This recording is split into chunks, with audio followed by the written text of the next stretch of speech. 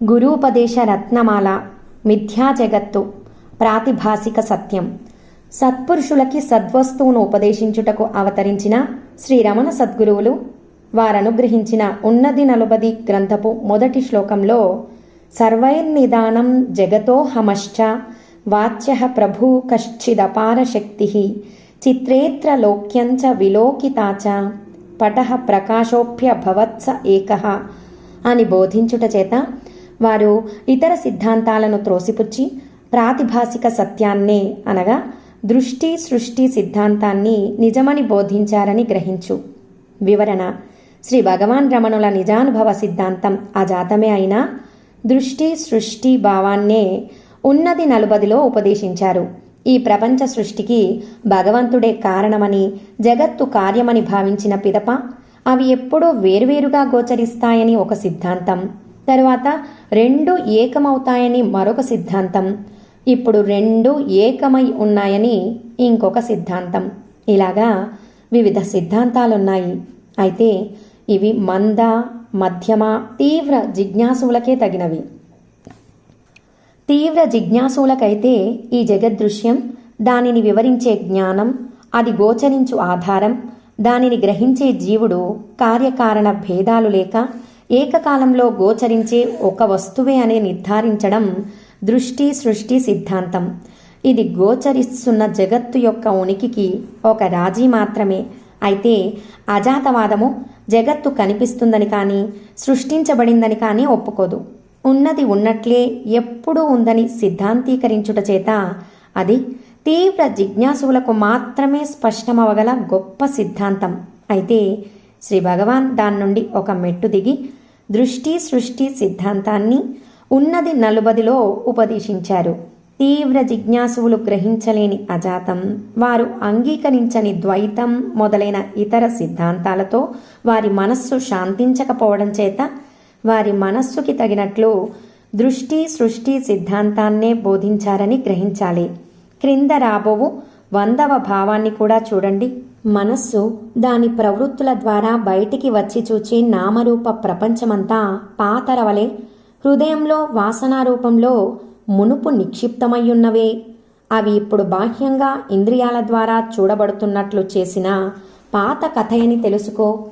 ఆత్మ తానే అనేక రకాల నామరూప ప్రపంచంగా గోచరిస్తున్నదే తప్ప తాను ఒక నిమిత్త కారణమాత్రుడై సృజించుట, పోషించుట, లయించుట అనే ప్రవృత్తులు కలవాడైన వాడు కాడు. తానే ఈ జగత్తుగా చూడబడుతున్నాడన్న సత్యాన్ని తాను తెలుసుకొనలేక తనకు ఎందుకు ఒక భ్రాంతి కలిగిందని అడిగితే ఈ భ్రాంతి ఎవరికి అని విచారించి తన సత్యాన్ని గ్రహించినట్లయితే ఈ భ్రాంతి ఆత్మకు ఎప్పుడూ లేదని స్ఫురిస్తుంది. వివరణ: అహంభావానికే ఈ భ్రాంతి తప్ప తనకు ఎప్పుడూ లేదనే అజాతానుభవం గోచరిస్తుంది. ఇది తర్వాత భావంలో చూడవచ్చు. ఆత్మ తానే జగత్తుగా చూడబడుచున్నది అంటే ఒక త్రాడు తానే పాముగా తన్ను చూడటమే అన్నట్లుంటుంది. ఆలోచించి చూస్తే అసలు పాము లేదు. అందుచేత ఉన్నట్లు అనిపించే ఈ సృష్టి ఒకప్పుడు సృష్టించబడలేదన్నదే అజాతం. పరిశీలించగా తెలిసేది ఇది. ఆ పాము భ్రమ తప్ప వేరేమీ కాదు. ఆ తలంపే కదా ఒక పామును కనబడేటట్టు చేసి, దానిని చూసి భయభ్రాంతులయ్యేట్టు చేసి ఆ పాముకు ఒక అస్తిత్వాన్ని కలిగిస్తుంది. ఆ తలంపనే భ్రాంతి వీడిన తరువాత ఆ భ్రమని త్రోసిపుచ్చి నశిస్తుంది, అనగా పామును కనబడకుండా చేస్తుంది. వివరణ: కనుక సృష్టి స్థితి లయములకు విచారణ చేయకపోవటం వలన కలిగిన అజ్ఞానమే కారణము కర్త అవుతాయే తప్ప ఆత్మ కాదు. ఈ గ్రంథంలోని 91వ వచనంను కూడా ఇక్కడ గ్రహించాలి. విత్తనము, మొక్క ఒకదానికొకటి కారణమై తమలో ఏకమై ఉంటాయి. కార్యరూపము దాల్చిన తర్వాత కారణము మాయమవుతోంది కాబట్టి పిదప ఒకదానికొకటి విరుద్ధమై నశించేవే. ఈ కార్యకారణ వ్యవహారం అజ్ఞాన రూపమైన మనకల్పనయే తప్ప నిజానికి అలాగా ఒకదాని నుండి ఒకటి కార్యరూపం దాల్చుటలేదు.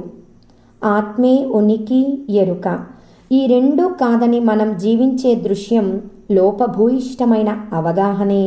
ఎలాగంటే రజ్జు సర్ప న్యాయంలో ఆ రజ్జువు ఉనికి మరియు ఎరుక కూడా. తనను అది పాముగా ఎలా చూస్తుంది? ఆత్మ తన ఉనికిని వదిలి చెలించుట చేతనో లేదా వేరే కారణం చేతనో ఈ జగత్తు ఏర్పడిందని భావిస్తే అజ్ఞానం చేత ఈ ప్రపంచం రూపొందినదే తప్ప ఆత్మకి ఎప్పుడూ చలనం లేదని తెలుసుకో. ఘటాకాశం మహాకాశం వేరువేరు కావని చూచే ఏక దృష్టిలో ఉపాధిగా వేరుపడిన ఘటమే కనబడదంటే ఇక ఆ ఘట చలనం వలన దానిలోని ఆకాశం చలిస్తుందని చెబితే అది అజ్ఞానమే అవుతుంది. పరిపూర్ణమైన ఆత్మలో అనాత్మ, శరీరం, జగత్తు అను భిన్న వస్తువులు ఎప్పుడూ గోచరించలేవు. అట్లుండగా నశించు దేహ జగత్తుల చలనం చేత ఆత్మకి చలనం ఉన్నదని చెప్పడం అవివేకం. పరిపూర్ణము చలనరహితమైన ఆత్మ ఉపాధి అయిన మనస్సుకు ఏర్పడే చలనం చేత తానే చలిస్తున్నట్లు తోచినా ఆత్మ యొక్క ప్రతిబింబంగా నేను అని ఉదయించు మనస్సుకే చలనము తప్ప సత్య పరమాత్మకి ఎప్పుడూ చలనమే లేదని గ్రహింపుము. అద్వితీయమైన పరబ్రహ్మమునకు అంధకారమయమైన అంతఃకరణ ఉపాధి ఎట్లు కలిగిందంటే మాయారూపమైన జీవుని దృష్టి వలన కలిగిందే తప్ప జ్ఞానరూపమైన ఆత్మకి ఉపాధి సంబంధం నిజంగా ఏర్పడలేదని తెలుసుకో.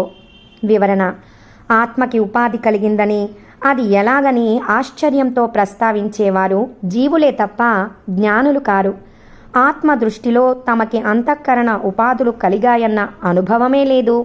భ్రమించిన వాని దృష్టిలోనే త్రాడు పాముగా కనబడుతోందే తప్ప త్రాటికి సర్పత్వం నిజంగా కలగలేదు. అంటే త్రాడు పాముగా మారలేదు కనుక ఆత్మకి ఉపాధి ఎన్నడూ లేదనే అనుభవం. సరే, అయితే ఆ దోష దృష్టి ఆత్మకి ఎలాగ కలిగిందని జ్ఞానులను ప్రశ్నించవచ్చు కదా అని అంటే అది కూడా సమంజసం కాదు. కారణం, దోష దృష్టి కలిగిందని వారు అంగీకరించరు. అందుచేత అజ్ఞానులే ఎట్లాగా, ఏమిటి, ఎవరికి అని విశ్లేషించాలి.